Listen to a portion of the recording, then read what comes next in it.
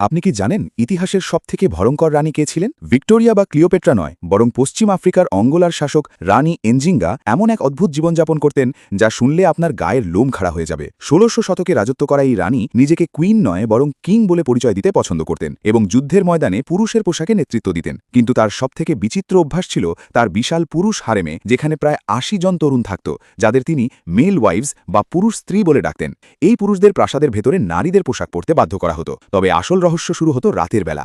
রানী এনজিঙ্গা কোনো পুরুষকে বেছে নেওয়ার জন্য একটি নৃশংস প্রতিযোগিতার আয়োজন করতেন।